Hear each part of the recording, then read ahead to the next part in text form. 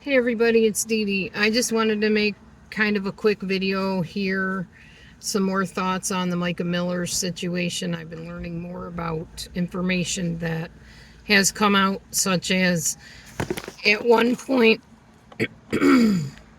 Mica tried to get mental help for herself. She knew something wasn't right, so she tried to get some mental help for herself. And her I hate even calling him a husband or a pastor, but JP, we'll call him that. I can give him at least initials. He's worth, I guess, about that much. Um, Showed up where she was at the police station or wherever she tried to get the help and thwarted it and took her out to the truck and basically locked her into the truck so she couldn't get the help she needed. The people that saw her, the police or the officials, said that she seemed very out of it and drugged and just really not coherent enough to really function in an optimal way. So here she was trying to reach out for help, and JP gets involved and stops it from happening. Also, JP, I wish people would stop smoking in public. I am so allergic to cigarettes. Ugh. Anyway, I'm running errands. I'm just kind of sitting here to make this quick video. At some point, JP would make threats to the police that he was going to kill himself, and he'd make threats to her and other people that if they didn't do what he wanted, he was going to take his own life. The guy that I was listening to called it a Hail Mary move, where somebody tries to turn all eyes on them to get a pity party going for themselves. By the way, we're expecting tornado winds and a rainstorm right now, so the rain could start falling at any minute. That's why I wanted to make this right quick before anything happens. So, yeah, it seems like every time Mica tried to get help, JP was right there to speak for her.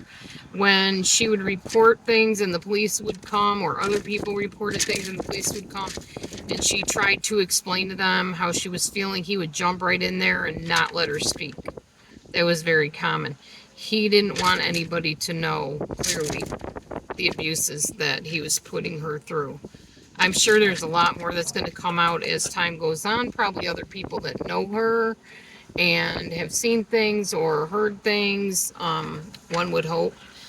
I'm all about justice for Mica Miller, and the sooner that this evil monster is apprehended, questioned, and prosecuted, the happier many of us will be, and will sleep a lot safer at night knowing that justice was done. Unfortunately, so much was done wrong in this case that it's absolutely pathetic. The police failed her. Some say her family failed her.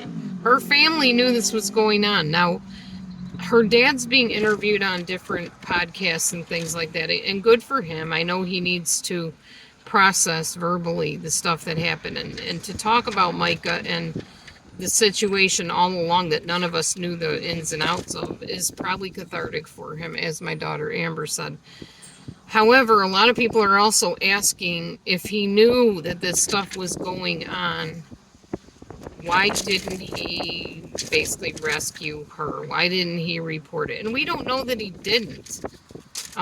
We don't know the extent that her family went to protect her. I don't think that's all come out yet.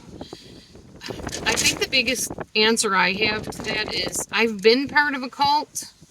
My husband and I were part of a cult way back in a few years ago. It wasn't like, as far as I know, they weren't like abusing people out and out, like beating them or anything like that. But the cultic teachings were enough to make us give pause and say, hey, we don't need to be here.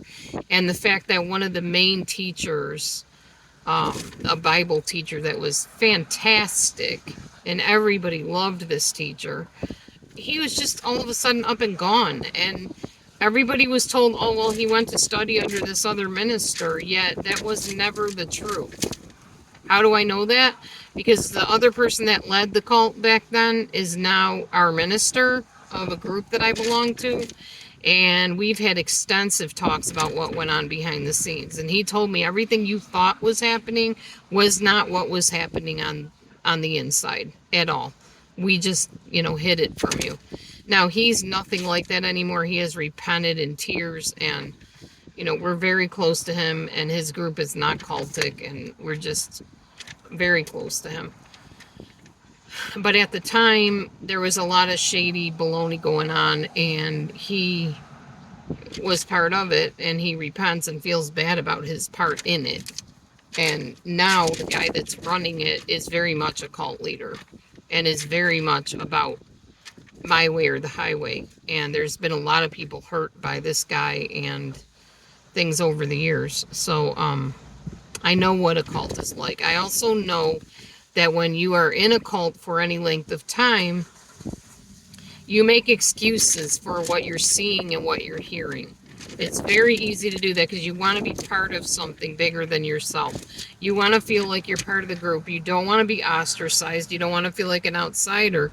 And you certainly don't want to get in trouble for bringing dissension among the group, among the brethren, as we call it.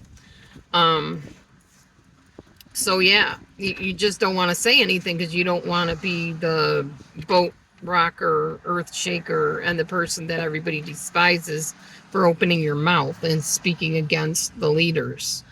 So I know what that's like. I've been in several different situations like that, but a recent one not that long ago, like I said, several years ago. So I think what may have happened with Mica's dad, Mica was the person that passed away either at her own hands or at the hands of JP or somebody else, who knows. We haven't found that out yet for sure because JP rushed to cremate the body without any real investigation being done. But I think what may have happened with Mica's dad is disillusionment. When he finally realized, whoa, all this stuff that Mica was saying, it was all legit, like really legit. And this guy has done other shady stuff behind the scenes that was really, really bad. And all this other stuff is coming out. And it's disillusioning. It's like, but this was our pastor. This was the guy that was leading our church, the guy that married our daughter, the guy that got up there and, probably preached, sang worship. I don't know. And it's very disillusioning. So he's probably fighting some disillusionment. And of course, grief from his daughter dying at whatever way she did. I think he's in the anger stage right now and he wants justice. And who could blame him for that, for sure. So I just want to kind of validate Mica's dad for at least speaking up and letting us know what's happening, because how would we know otherwise?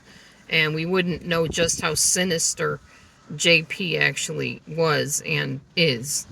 And I guess last I heard, JP is trying to start up another church, or he had another church.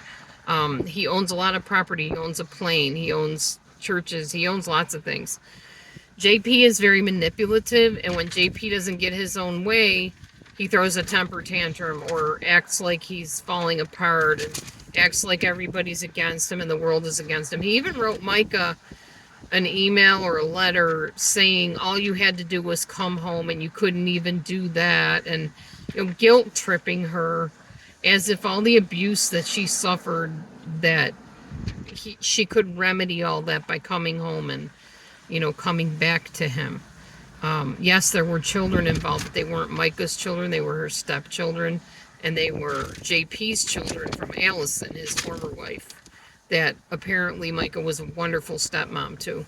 That's so sad for those kids, too, to be in the midst of all this. Anyway, yeah, I've just been listening to more of the podcasts. I'll post the link below for Justin on TikTok. His podcast is really explorative and very thorough. He's posted a lot about the divorce documents, a lot about the emails that were sent back and forth from Mica to JP and etc. But the fact is, this guy is shady and he needs to be dealt with. He needs to be held accountable, and justice needs to be done on behalf of Mica. We can't bring her back, it's true. But maybe her death and the justice that could come from really investigating and finding out all of what went on could save another life. Anyway, as I've always said on my broadcasts, if you will, my YouTube channel videos, if you're in an abusive situation, similar to Mica, or maybe not even similar, it could be an emotional abuse, psychological abuse, doesn't matter. You need to get out very safely after telling a safe person your plan to leave. Do not tell your abuser that you are planning to leave. Please do not do that. Don't even insinuate that you can't take it anymore, you're thinking of going, or you're done. Don't even say those words, because all that does is make them go into a panic, and a lot of tragedy can come from that. So don't do that. But tell a safe person, seek help from a safe resource. There's a lot of domestic violence places you can call. There are anonymous numbers you can call. Call one of those. Reach out and let somebody know that you're in danger and get out of the situation. I have helped people get out of their abuse. Just basically by being the sounding board for them to process through what was going on, for me to tell them, no, that's not something that's okay, that's abuse, and I will tell you like it is. I don't mince words. If you want to, reach out to me at delusiondispeller@gmail.com, and I'll be happy to email back and forth with you. That's DELUSO DELUSIONDISPELLER@gmail.com. And I will be happy to talk to you and help clarify what you're going through, if it's abuse, if it's not, if it's something you need to be concerned about. And maybe I can help find you some resources in your area. I'll be happy to do that for anybody that needs it. Anyway, that's all I got for now. That is the update. There's more and more coming out on the inner workings behind the scenes in Mica and JP's marriage, as well as some other shady dealings from JP's hand and situation, and I'll be happy to share it when I know more.